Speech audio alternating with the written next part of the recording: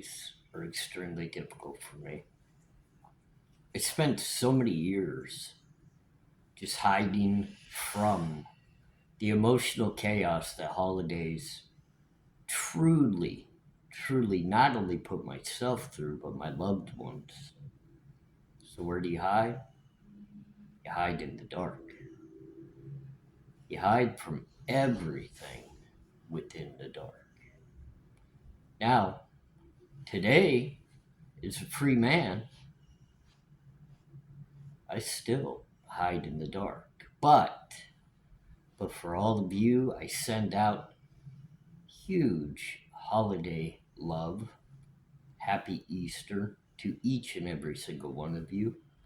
Many of you, this day has true meaning through your faith and your religions, and I absolutely respect that.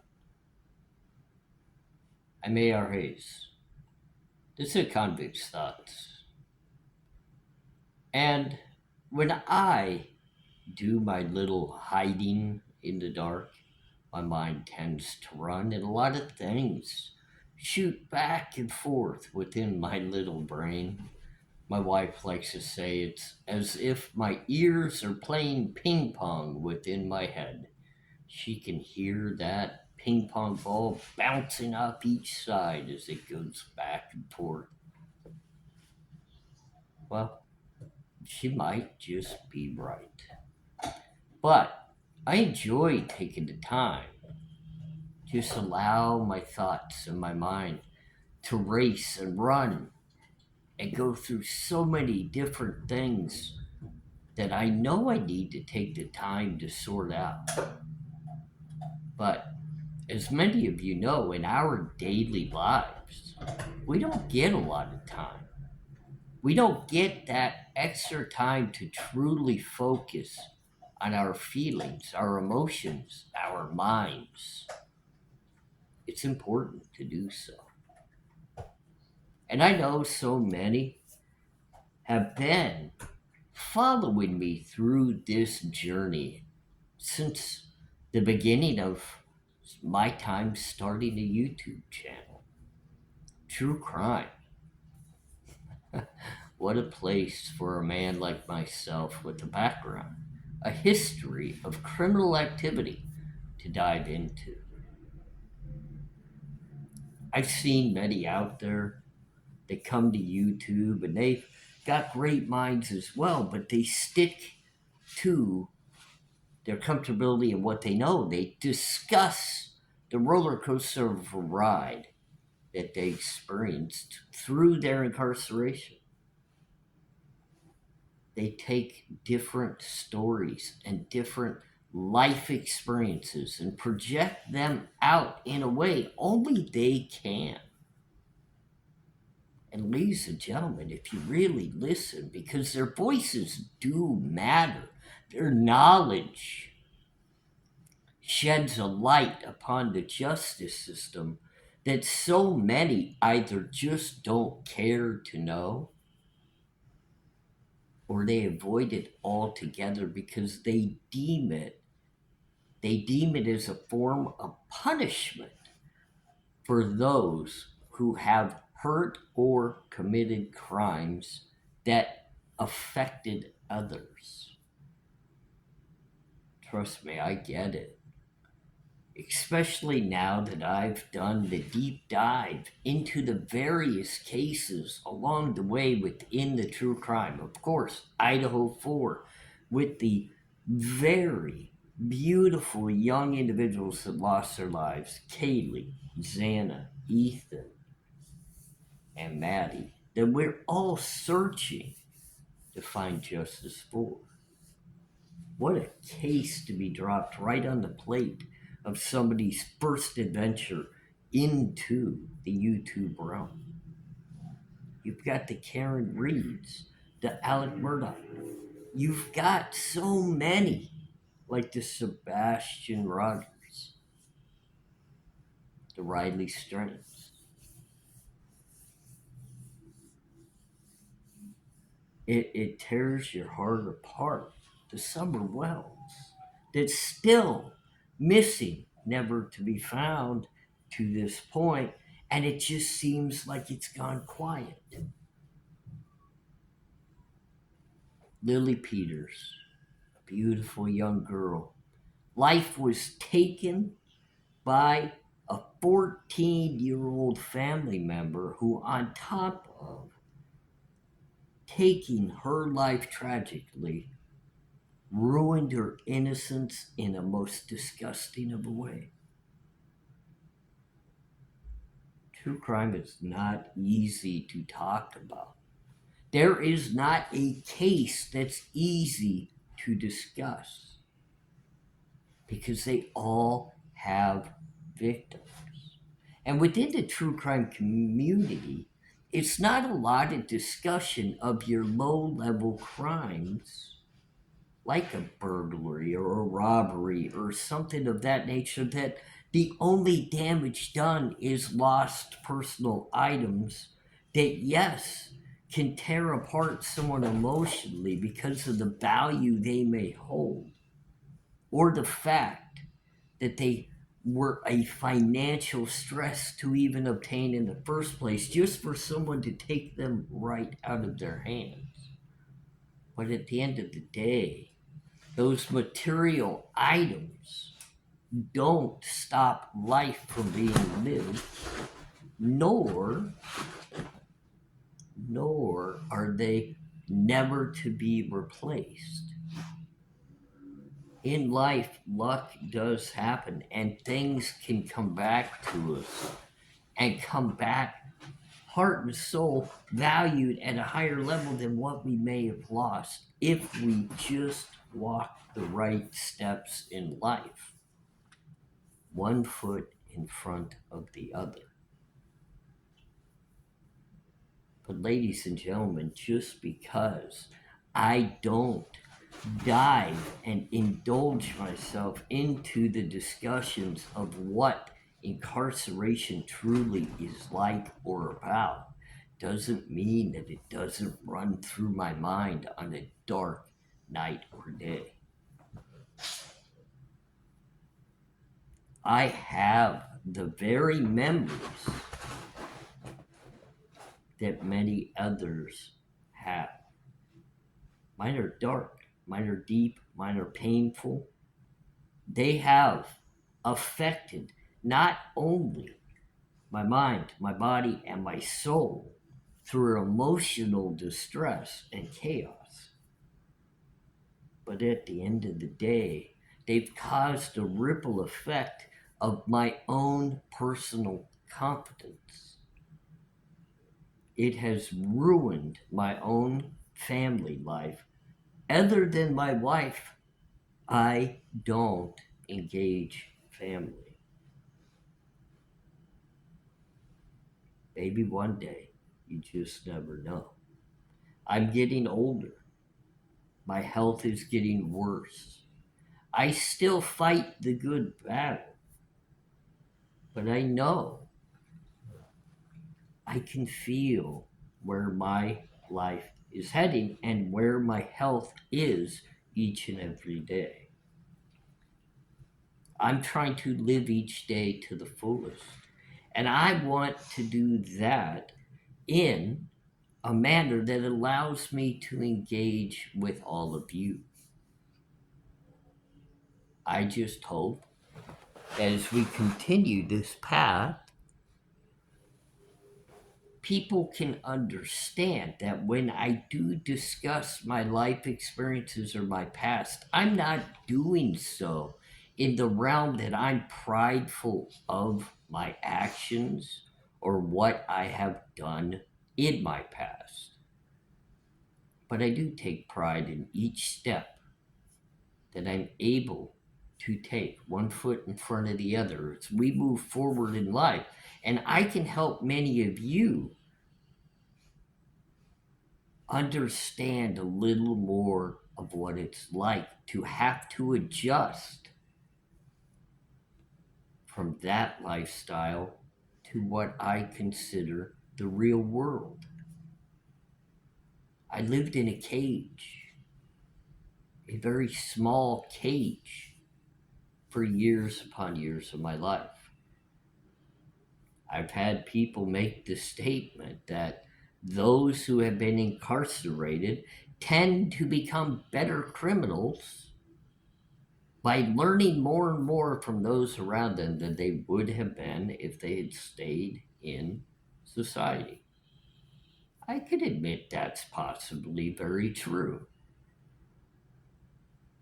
But it can also teach a man to value his freedom and value those around him that support him for the good person that he tries to be, rather than those who value and support him for the negative that he could create.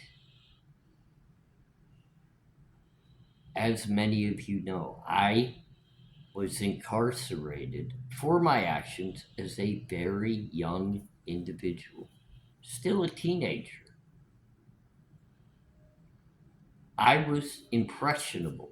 I was seeking what I had never had in my life, which was almost a family like dynamic. So when I was incarcerated, I made choices to become a part of organizations or create ties with people who were not always the most honest individuals.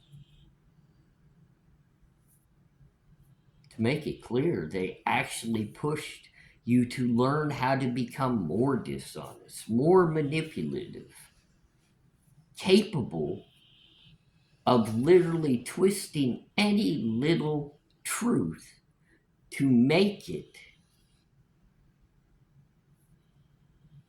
make sense to others in a different way than it was supposed to.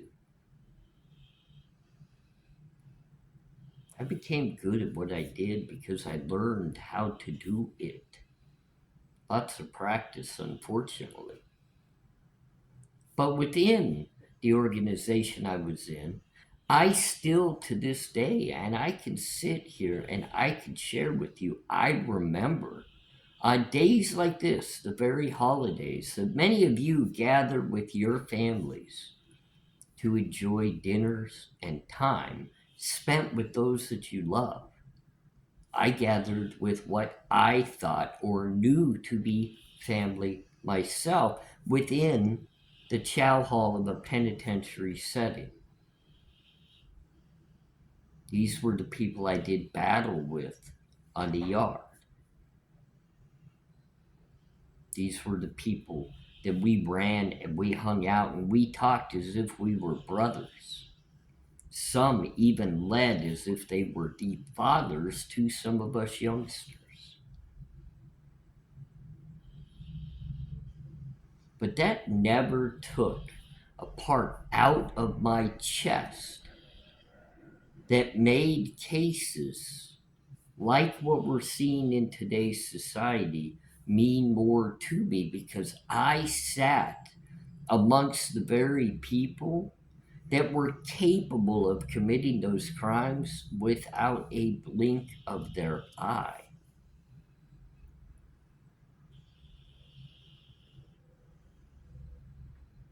That's why I'm determined to walk forward through life with no negativity, no drama, and no hate for anyone, even if I feel as though they have caused me drama, pain, or even disrespect within the platform that we're engaged in.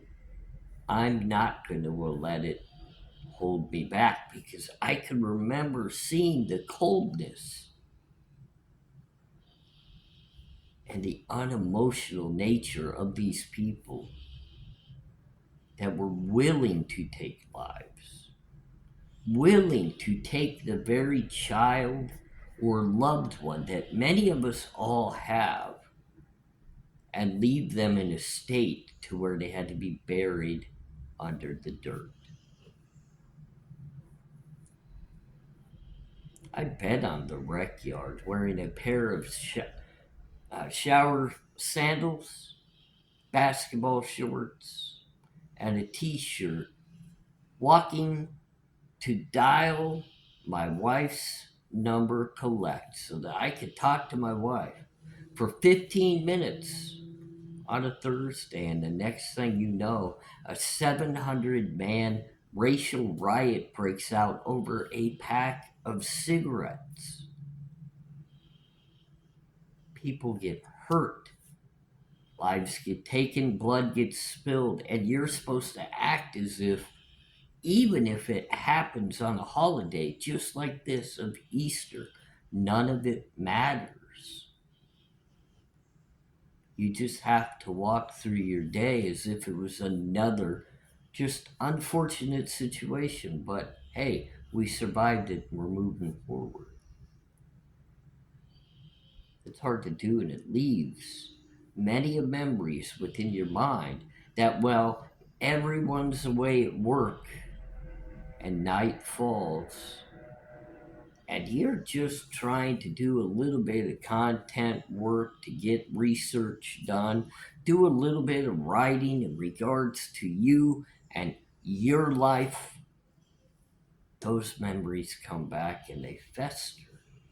And I still, to this day, can envision myself sitting at that chow hall table with four other inmates from all different realms of life having a normal everyday discussion as if we were in normal society, but we're sitting in a penitentiary chow hall talking about what's supposedly normal life. It's everyday prison drama.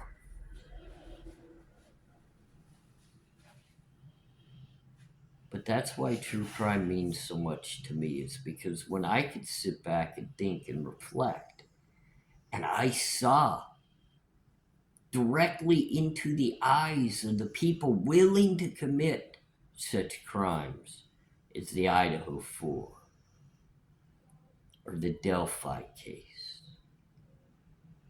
or any of these cases that we sit and continuously watch hit our TV screens of multiple shootings or another family massacre, school shootings, you name it.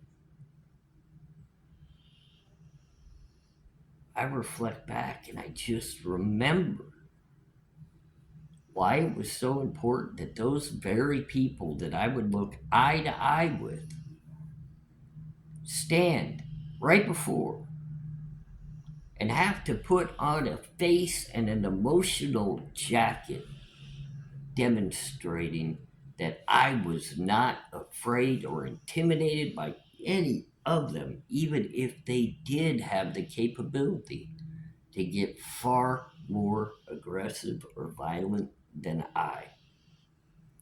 I had to hold not only my physical ground to ensure that I got to come home and spend time with my wife when my sentence expired, but I also had to do all I could to hold my emotional chaos and my mental aptitude in check so that when I did come home, I could find a way to little by little merge myself back into society, which is truly not easy to do at all.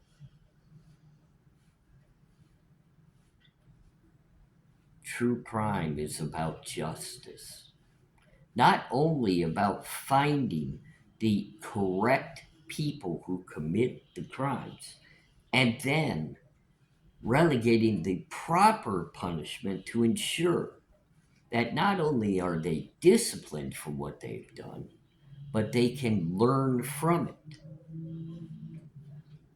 And while they're learning from it, maybe it could be an educational value to somebody else who may be considering walking that fine line of a life as well and choose to do different before they make that very same choice and mistake. Justice is also for the families that have lost people to a horrific manner or choice of another. and help them feel as though their loved ones stood their ground, fought their person who affected and hurt them and stood before them, even though they might have lost their lives or been hurt within the crime itself. They never ever gave way or faded out of the picture. Their strength kept them relevant. But our systems, our court systems, our judges, our law enforcement need to be held accountable. That to find proper judgment, they too have to walk each day firmly, step one foot in front of the other, doing the proper investigation and the honest prosecution of cases. And that's why I sit before all of you. My comfortable place is within the true crime community, talking with people like yourselves. I don't like the word grifter because I don't feel as though what I do is for clicks. As many of you have probably noticed, I don't even put out videos every single day. I do it when I'm healthy and capable. I will not step before a camera when I'm unhealthy or not feeling well to ask you to support me in my moment of illness. I will not do it. I have to say, I appreciate every single one of you for the journey that you're willing to walk with me. You truly are becoming not only friends, but family. Your support keeps me walking each and every day and is helping me build self confidence to allow me to continue to do this. And because I love all of you like family, I send out Easter wishes to each and every single one of you. I'm thinking of all of you. I have all of you in my heart, even if I am still sitting another holiday in the dark. Have a good night. This was ARHayes, A Convict's Thoughts.